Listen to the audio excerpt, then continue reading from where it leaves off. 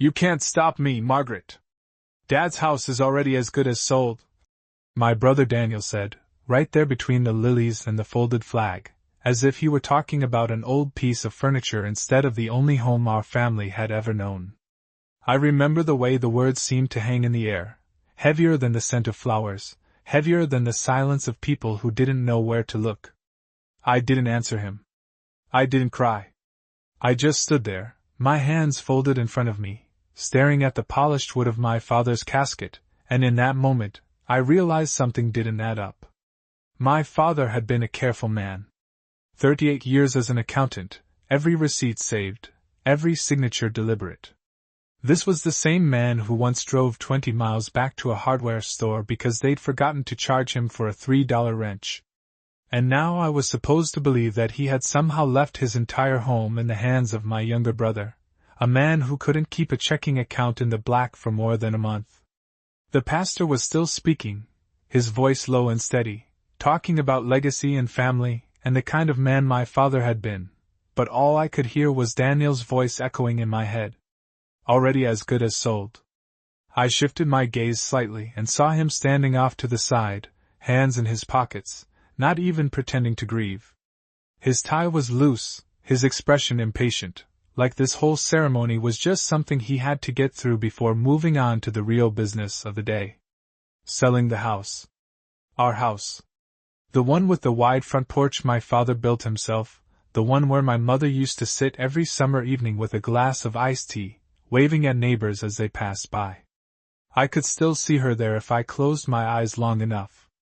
The murmurs around me grew softer as people began to take their seats, but I remained standing for a moment longer, steadying my breath, letting the weight of Daniel's words settle into something colder, something sharper. Because grief I understood. Loss I could carry. But this felt different. This felt like something was being taken, not by time, not by fate, but by someone who had been standing beside me my entire life.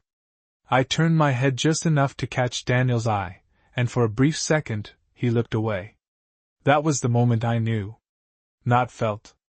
Knew. There was something he wasn't saying. Something he thought I would never question.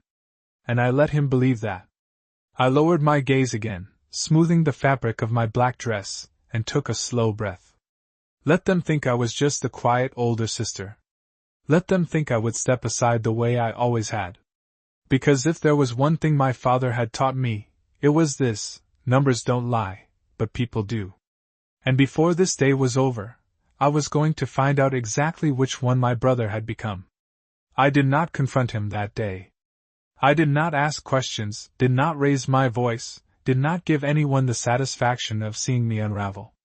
Instead, I followed the procession to the cemetery, listened as the final prayers were said, and watched as they lowered my father into the ground with the quiet dignity he deserved. The wind was colder than I expected for early spring, brushing against my face like a reminder that something in my life had shifted permanently. People came up to me one by one, offering condolences, gentle touches on my arm, words that blurred together into something soft and distant. Through all of it, Daniel stayed just a few steps away, checking his phone when he thought no one was looking, nodding absent-mindedly when someone spoke to him, already somewhere else in his mind. After the burial, everyone gathered at the house, our house, the same place where every holiday had been celebrated for over 40 years. The living room filled with quiet conversations and the clinking of coffee cups, casseroles lined the kitchen counters, and familiar faces moved through familiar spaces as if nothing had changed. But everything had. I stood near the doorway for a moment, taking it all in, the worn hardwood floors, the framed family photos along the hallway, the faint smell of my father's aftershave still lingering in the air. It felt like he had just stepped out and might return at any moment. Daniel walked past me then, heading straight for my father's study without a word. That alone would not have meant much to anyone else, but I noticed the way he closed the door behind him, not fully, just enough to create a barrier, just enough to suggest privacy. I gave it a few minutes before I followed. When I reached the hallway, I could hear the low murmur of his voice inside, steady, controlled, not the voice of a grieving son, but of someone conducting business. I did not need to hear every word to understand the tone. I stepped back before he could see me, returning to the kitchen where a neighbor was asking if I needed anything. I smiled politely and said I was fine. That was the word I kept using. Fine. It seemed to make people comfortable.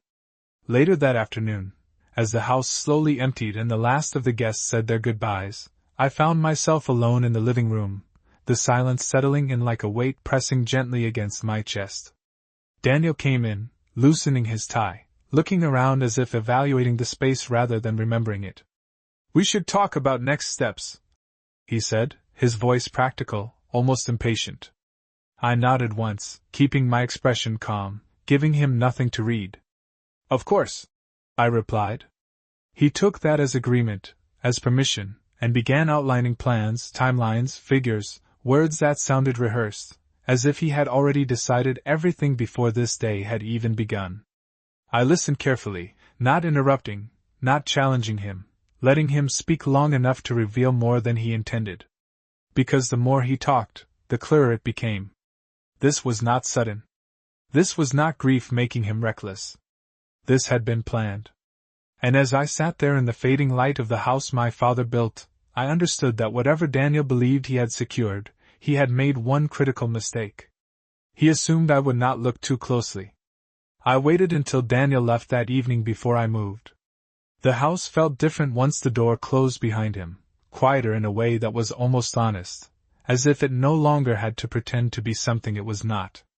I walked slowly down the hallway toward my father's study, my footsteps soft against the hardwood floor, passing the same photographs that had always been there, birthdays, graduations, Christmas mornings, moments that once felt solid and permanent but now seemed like fragments of a story I no longer fully recognized. The study door was slightly open, just as Daniel had left it, and I pushed it gently with my fingertips. The room smelled faintly of old paper and aftershave, the same scent that had followed my father for as long as I could remember. His desk was exactly as he had left it, neat, precise, every pen aligned, every document stacked in careful order. That alone told me something. My father did not leave loose ends. I stepped inside and closed the door behind me, not out of secrecy, but out of instinct, as if I needed the space to think clearly. For a moment I simply stood there, letting the silence settle, letting my mind slow down enough to notice what mattered. Then I sat in his chair. It felt strange at first, like I was stepping into a place I had never been meant to occupy, but the feeling passed quickly, replaced by something steadier, something closer to resolve. I opened the top drawer. Inside were the usual things: envelopes, stamps, a small address book with worn edges. Nothing unusual. The second drawer held financial statements, neatly labeled by month, each one clipped and dated. Again, exactly what I expected. But it was the bottom drawer that made me pause. It was locked. My father rarely locked anything inside this house. I reached for the small key dish on the corner of the desk, the one he had used for years, and there it was, a single brass key resting among a few coins. He had never hidden it. That was not his way. I picked it up and turned it slowly between my fingers, thinking about what that meant. If he locked something away, it was not to keep it from me. It was to make sure it was only opened with intention. I slid the key into the lock and turned it. The drawer opened smoothly.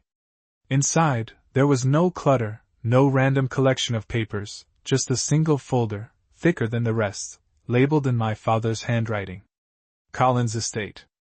My name was written beneath it. Not Daniel's. Mine. I felt my chest tighten slightly, not with panic, but with clarity. I opened the folder carefully, the paper inside crisp and official, filled with signatures, dates, and language I recognized well enough from years of helping my father with small tasks. It did not take long to understand what I was looking at. The ownership of the house had not been transferred solely to Daniel. It had not been signed away in the way he had claimed. In fact, the structure was far more controlled, far more deliberate. Conditions. Safeguards. Limitations that made his sudden plan not just questionable, but impossible without something else, something missing. I closed the folder slowly and placed it back exactly where I found it. Then I locked the drawer again and set the key back in the dish. Nothing had changed in the room. Everything looked exactly the same. But now I knew. Whatever Daniel was planning, it did not match what my father had left behind. And that meant one thing. Somewhere between my father's careful planning and my brother's confident announcement, the truth had been altered. The next morning, I woke up earlier than I had in years, not because I had somewhere to be, but because my mind refused to rest. The house was quiet, the kind of quiet that settles deep into the walls after a long day of visitors and polite conversations. I made coffee the same way my father always had, 2 scoops of grounds, 1 cup of water at a time, steady and precise. The routine helped.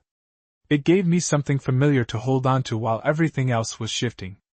I carried the mug into the kitchen and stood by the window, looking out at the backyard where the grass still needed trimming and the old oak tree cast its wide shadow across the fence.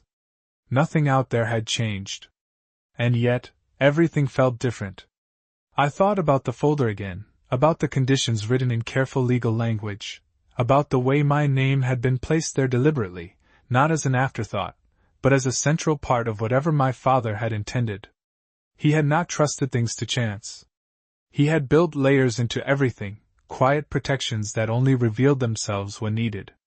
Which meant Daniel had either ignored those details, or he believed I would never look closely enough to notice them.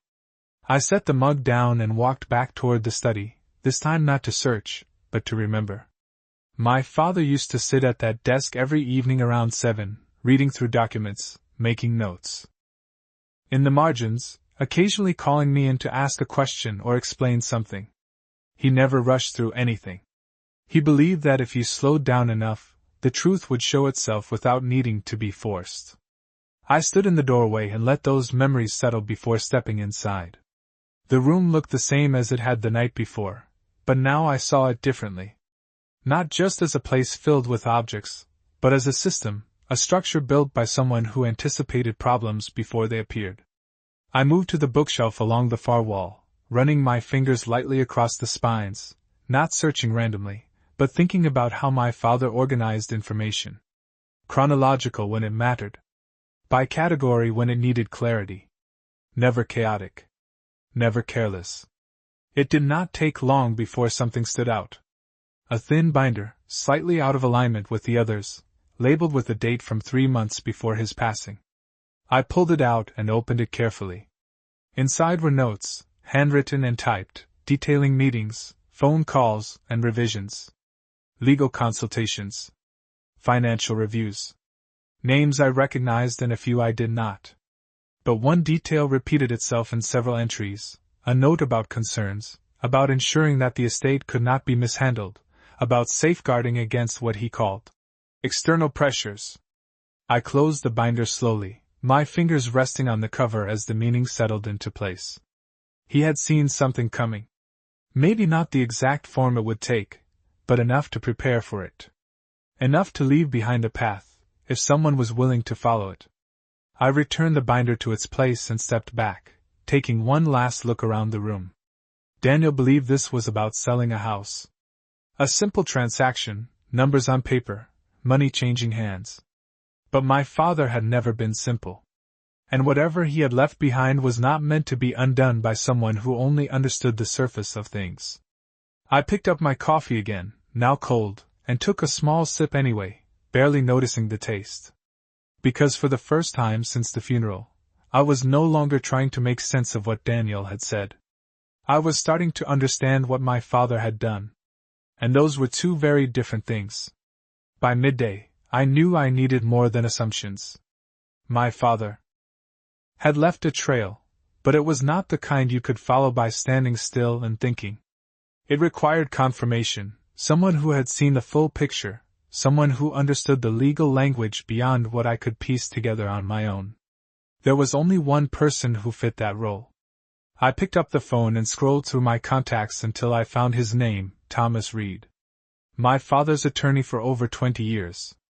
I had met him only a handful of times, always in formal settings, always in conversations that felt too complex for casual understanding. Still, I remembered the way he listened more than he spoke, the way my father trusted him without hesitation. I pressed call and held the phone to my ear, listening to the steady ring, feeling an unexpected calm settle over me. When he answered, his voice was measured, professional, but not distant. "Margaret," he said after I introduced myself, as if he had been expecting this call, or at least not surprised by it. I explained briefly, carefully choosing my words, mentioning Daniel's announcement, the plan to sell the house, the urgency in his tone. There was a pause on the other end, not long, but long enough to carry meaning. "I think it would be best if we spoke in person," he said finally. "There are details that should not be discussed over the phone." That was all I needed to hear. We agreed to meet that afternoon at his office, a small building about 15 minutes away, one I had passed countless times without ever stepping inside. The drive there felt shorter than usual, or maybe I was simply more focused. The streets, the traffic lights, the familiar storefronts all blurred into the background as my mind moved ahead, trying to anticipate what I might learn. When I arrived, the office was exactly as I expected. Quiet, orderly, understated. Thomas greeted me at the door himself, his expression kind but serious, the kind of look that told me he already understood more than I had said. He led me into his office and gestured for me to sit. The room was lined with shelves filled with binders and books, each one labeled, each one in its place. It reminded me of my father's study, and for a moment, that connection steadied me. Thomas sat across from me, folding his hands on the desk, not rushing into the conversation. "Your father was very thorough," he began, his voice calm. "He anticipated complications." I nodded slightly, letting him continue. He reached for a folder beside him and opened it, revealing documents similar to the ones I had seen, but more complete, more detailed. "The property was never meant to be sold outright," he said. "At least not under the conditions your brother described." My chest tightened, not from surprise but from confirmation. He turned a page and pointed to a section, explaining that the house was placed under a structured agreement, one that required mutual consent, financial accountability, and compliance with specific terms before any sale could even be considered. "Without those conditions being met," he added, looking directly at me, "any attempt to sell would be invalid." I let those words settle, feeling their weight, their clarity. Invalid. It was not just wrong. It was impossible, unless something had been altered or misrepresented. "Has anything been changed?" I asked quietly. Thomas paused, then closed the folder halfway, his expression shifting slightly, not uncertain, but careful. "That," he said, "is what we need to determine." And in that moment, sitting across from him in that quiet office, I understood that this was no longer just about what Daniel had said. It was about what he had done. Thomas did not rush me out of the office after that.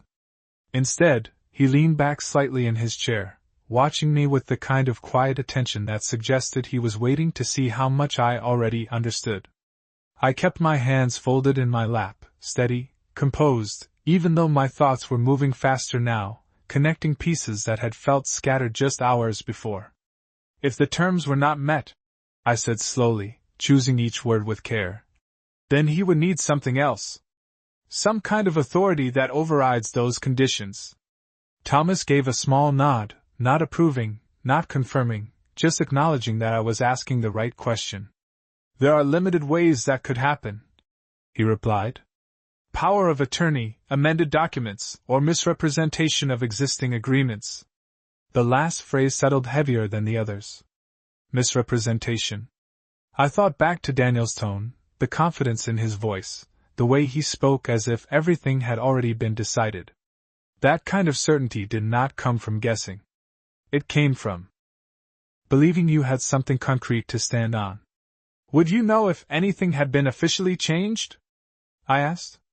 Thomas turned the folder toward himself again and flipped through a few pages, scanning quickly, his movements precise.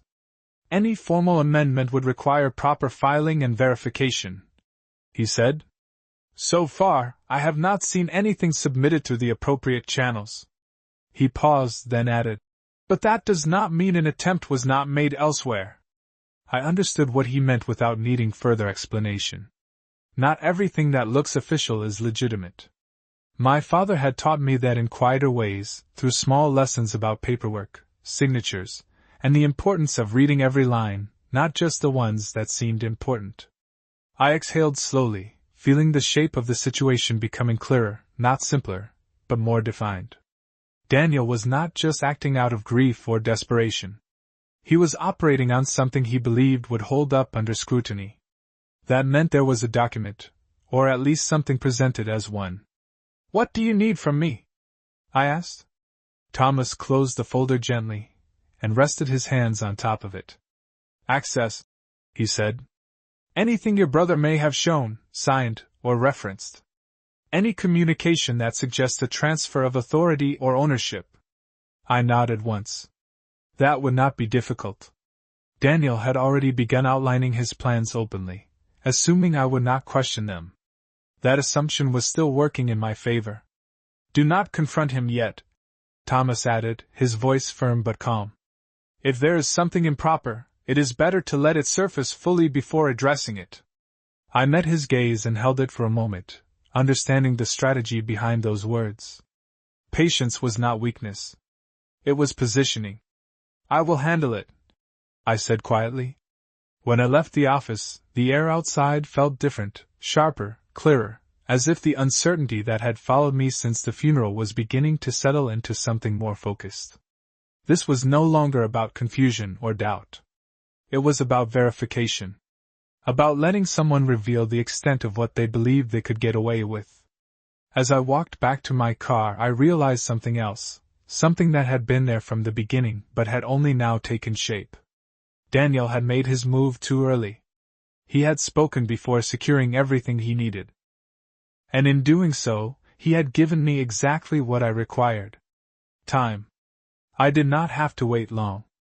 Daniel came by the house the following afternoon, earlier than I expected, carrying that same restless energy he had shown at the funeral, like he was eager to move things forward before anyone could slow him down. I was in the kitchen when I heard his car pull into the driveway, the familiar sound of tires against gravel echoing through the quiet. I did not rush to greet him.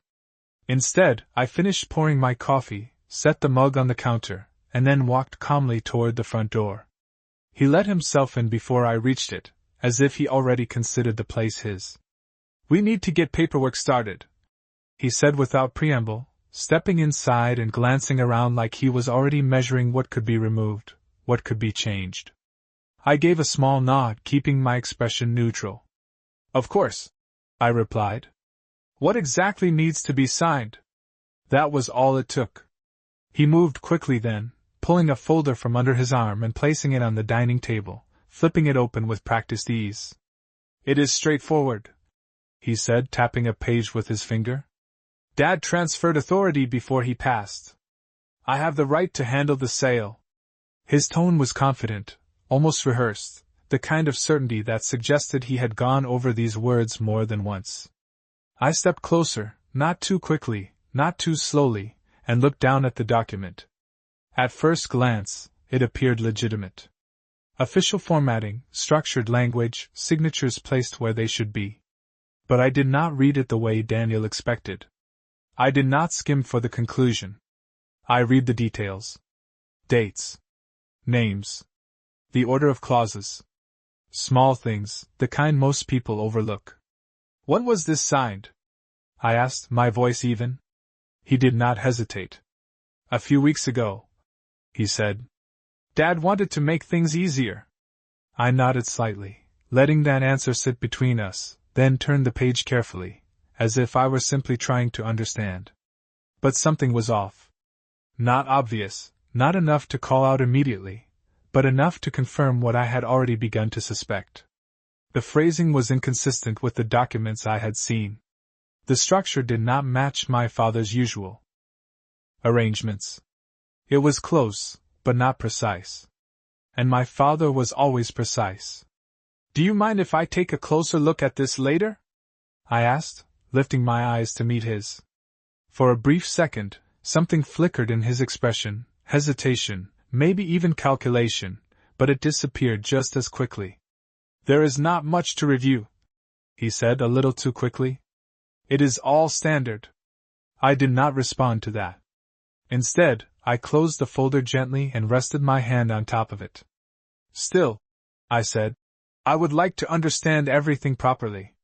He studied me for a moment, as if trying to decide whether I was being cautious or difficult. Then he shrugged lightly. Fine, he said. Just do not take too long. I have already spoken to a buyer. That was new. I kept my face still, but inside, the pieces shifted again, aligning more clearly than before. He was not preparing. He was already committed. Already moving forward based on something that had not been verified. I will not, I said quietly. He seemed satisfied with that, or at least willing to accept it for now. As he turned and walked back toward the door, I watched him carefully, noting the confidence in his steps, the way he did not look back. He believed this was already done. He believed I would follow his lead, sign what needed to be signed, and step aside the way I always had. I waited until his car disappeared down the street before I opened the folder again, this time with a different kind of focus. Not to question if something was wrong, but to confirm exactly where it was. I did not rush through the document. I sat at the dining table where Daniel had left it, the afternoon light stretching across the wood in long, quiet lines, and I read every word the way my father had taught me. Slowly. Deliberately. Twice if necessary. The first pass told me what it claimed to be. The second pass showed me what it actually was. The signature was the first thing that stood out, not because it looked wrong at a glance, but because it felt slightly off when placed against my memory.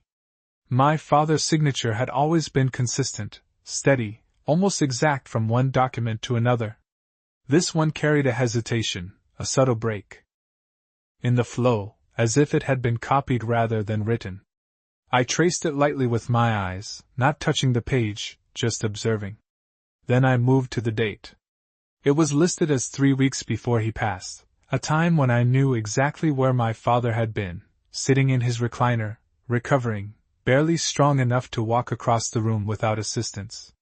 He had not been meeting with anyone. He had not been reviewing legal documents. He had been resting, and I had been there to see it. I turned the page, scanning the next section, and found another inconsistency. The language. It was close to what I had seen in the legitimate documents, but not exact. Certain phrases were simplified, others rearranged, as if someone had tried to imitate the structure without fully understanding the intent behind it. My father never simplified legal language. He clarified it. There was a difference. I leaned back slightly in the chair, letting the paper rest flat on the table as the full picture began to settle into place. This was not an official amendment. It was an attempt to create one. An imitation designed to look convincing enough for someone who did not know what to look for. And Daniel had assumed I would not know. I reached for my phone and took a few clear photos of each page, making sure the details were visible, the signatures, the dates, the margins. Then I closed the folder carefully, placing it back exactly where he had left it, leaving no indication that I had seen anything beyond what he expected. The house was quiet again, the kind of quiet that no longer felt heavy, but focused. I stood up and carried the folder into the study, setting it on my father's desk for a moment before opening the locked drawer once more. I compared the documents side by side, the real and the imitation, the difference now unmistakable. One built with intention. The other built with urgency. That was the flaw. Daniel had rushed. He had needed something quickly, something that would support the story he was telling, without considering that speed leaves marks.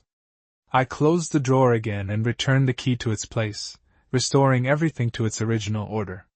Nothing had been disturbed. Nothing had been revealed. Yet everything had changed. I picked up my phone and opened the message thread with Thomas, attaching the images one by one before sending them without explanation. I did not need to add words. The documents would speak for themselves. As I set the phone down, I allowed myself a small breath, not of relief, but of certainty. The situation was no longer unclear. It was defined, structured, and ready. Daniel believed he was moving toward a sale. Toward control. Toward resolution. But what he had actually done was step into something he did not fully understand. And now, all that remained was to let him continue just a little further, until there was no way for him to step back. Daniel chose the timing himself. 2 days later, he called to say the buyer was ready and that we needed to meet to finalize everything. His voice carried that same controlled urgency, the kind that pretends to be efficiency but is really pressure. I agreed without hesitation. We met that afternoon at the house, not in the living room where memories still lingered, but at the dining table where he had first laid out his version of the truth. This time, he was not alone. A man in a tailored suit stood beside him, polite, composed, introduced as the buyer's representative. I greeted him with a nod and took my seat, placing my hands calmly on the table. Daniel did most of the talking, outlining terms, timelines, numbers, all of it flowing smoothly as if rehearsed. I listened, just as I had before, letting him build his case, letting him settle into the confidence he believed was unshakable. When he finished, he slid the document toward me along with a pen. "We just need your signature," he said, his tone almost casual now, as if this were a simple formality. I looked down at the paper, then back at him. For a brief moment, I said nothing. The silence stretched just enough to draw attention, not enough to cause alarm. Then I reached into my bag and placed a different folder on the table, opening it slowly, deliberately, the way my father used to when he wanted someone to pay attention. "Before I sign anything," I said evenly, "there is something we should all review." Daniel's expression shifted, not dramatically, just a slight tightening around his eyes. The representative glanced between us, uncertain, but remained silent. I turned the folder so they could both see and slid out the original documents, the ones my father had prepared, the ones that had not been rushed, not been altered. "This," I continued, my voice steady, "is the actual structure of the estate." I pointed to the relevant sections, not explaining everything at once, just enough to make the point clear. Mutual consent. Verification. Conditions that had not been met. Then I placed the photographs of Daniel's document beside them. The differences were no longer subtle when seen together. They were obvious. Measurable. Undeniable. The room went quiet in a way that felt different from before, not empty, but focused. The representative leaned forward slightly, his professional composure shifting into careful attention as he reviewed the pages. Daniel did not speak. He did not interrupt. He just stared at the documents, his earlier confidence beginning to fracture under the weight of details he could not explain away. "There seems to be a discrepancy," the representative said finally, choosing his words with care. I did not respond to that. I did not need to. The documents spoke clearly enough. I closed my folder gently and rested my hand on top of it, just as my father would have. "I will not be signing anything today," I said, my voice calm, final, without emphasis. Daniel looked at me then, really looked at me, as if seeing something he had not accounted for. Not resistance. Not anger. Just certainty. The kind that does not need to be raised to be heard. No one argued. No one pushed back. The meeting ended not with confrontation, but with silence, the kind that leaves no room for misunderstanding. As they stood to leave, I remained seated, watching as the version of events Daniel had tried to create quietly unraveled in front of him. And when the door finally closed behind them, the house felt still again, not empty, not uncertain, but restored in a way that had nothing to do with ownership papers or legal terms. It was not about proving him wrong. It was about letting the truth stand on its own, exactly as my father had intended.